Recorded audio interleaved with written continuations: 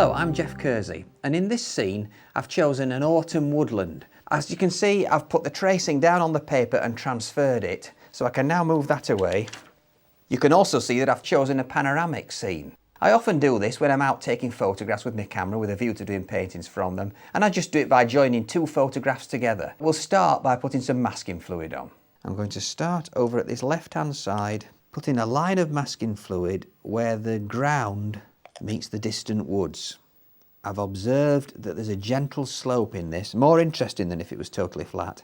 Other areas to look at with the masking fluid are these large trees on the left-hand side. Then we've got some trees in the middle distance, quite a lot thinner, but so that they can catch the light later on, I am just running some masking fluid up those as well. I don't need to do it on all of them, I just need to pick out a few. Now there's a few stones and boulders strewn along the woodland floor. I'm going to just mask those out. I'll put a spot of masking fluid on the path as well. And finally, I need to mask out these big silver birches at the right-hand side. So while that's drying, we'll mix some colours for the background. Starting with a colour to give us a glimpse of sky. I've got ultramarine blue and a little touch of rose madder. We'll now look at some good combinations for autumn foliage. I'm going to start with Oriolin and add to that some burnt sienna. I don't use orange out of a tube. This is an excellent combination to get that warm autumn orange colour. I want another version of that, but slightly redder this time, so I'm going to take raw sienna and add burnt sienna to that. Plenty of burnt sienna this time so it goes redder. I think it's a mistake in the autumn to just see all these rich golds and reds, so I'll take some Oriolin and cobalt blue just to make a nice rich green. I want now a sort of nice purpley brown, a little bit stronger. I've got ultramarine blue, rose madder, and I'm going to add a bit of burnt sienna to that. And I want a richer, deeper green. I don't need a lot of it, so I'm going to switch to a smaller brush to mix this. I've got a number 10, and I'm going to take Viridian and neutralise that with some rose madder. So now the colours are ready, I'm going to wet the whole of the top half of the picture with a flat brush and plenty of clean water. I don't want any dry areas. A good tip is to look sideways on at the paper, and if you can see any part that isn't shiny, then you need to wet that a bit more. So immediately I've finished with the clean water, I'm going to get a brush full of that purpley sky colour and put that around the central area there. There isn't going to be much of that on view by the time we get to the end, but there will be a few glimpses of it. Next thing, I'm going to take that really nice bright yellowy mixture of Oriolin and burnt sienna and start to lay that in. Not painting foliage at the moment, just a sort of representation of it, just loose washes. Using this big wash brush, this number 16, really helps to cover the ground quickly. Then the redder version, this is raw sienna and burnt sienna. A bit more burnt sienna so you can see it's that bit redder. Look how that orange works well with the purpley blue. Now a touch of green. It's interesting to let colours mix on the paper as well. You get some interesting shades develop just by letting them mix and merge. I'm going to take a bit smaller brush now, a number 6, and I'm just going to mix a touch of lemon yellow. And I'm toning that down with a little bit of Naples yellow, almost a creamy yellow colour, but very bright, and touch that into one or two places. Get a real hint of brightness. A bit more Oriolin and burnt sienna now to get a bit more of that nice autumn orange.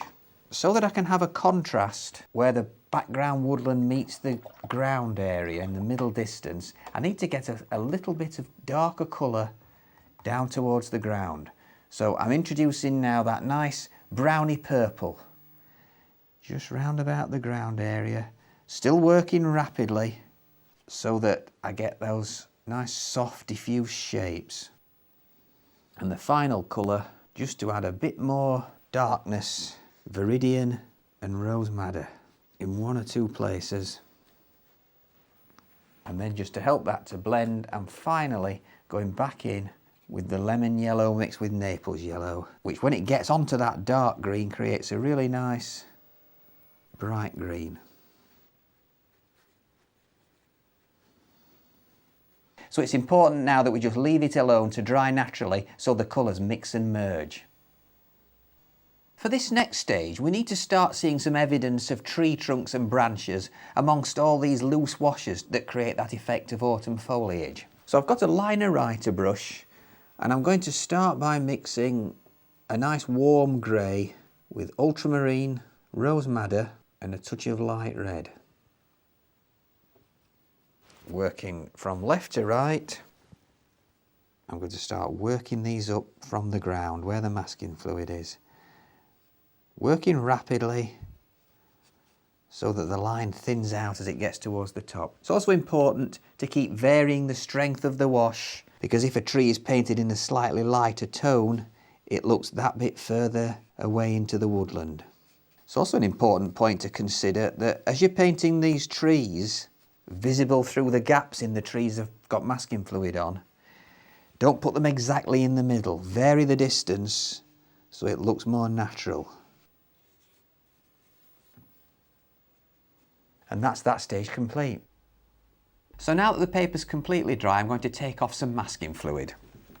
I'm starting with the area across the middle distance where the land meets the background. And as I go along, I'm removing it from the middle distance trees as well.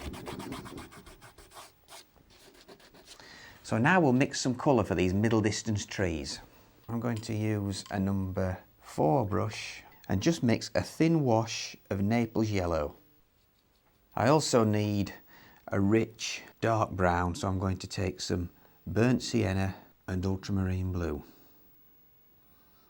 You have to mix both these colours before you start painting, because the idea is that they soften into each other. So first of all, I'm going to take the light colour, that's the thin wash of Naples yellow, and run that all the way up the tree trunk where I've just taken the masking fluid off. Then immediately with the number 4 brush and this mixture of burnt sienna and ultramarine, I'm putting in some dark, concentrating that more over towards the left hand side of the trunk because the light's coming from the right. Just leave it to soften in like that and it does the job for you. Now repeat that process on all these middle distance trees that I've had masking fluid on. I'm using a separate brush for the light colour to the dark colour so that I don't keep having to wash the brush out. Now they need a little time to dry so that I can put some fine branch work in without smudging the paint I've just put on. I've now got the fine detailer brush, the number 2, and some more of that rich dark brown mixture of French ultramarine and burnt sienna. And I'm going to go back to these trees, putting in some very fine branch work. It's important now that the colour for these branches is darker than the colour used on the branches in the trees behind them, so that these trees start to look further forward. It's quite a subtle difference, it doesn't have to be a lot darker. Don't worry at this stage about following your tracing too slavishly. You can add or remove branches at will. Use the very tip of the brush with fairly dry paint so that you really get fine lines. Okay, so that stage is complete.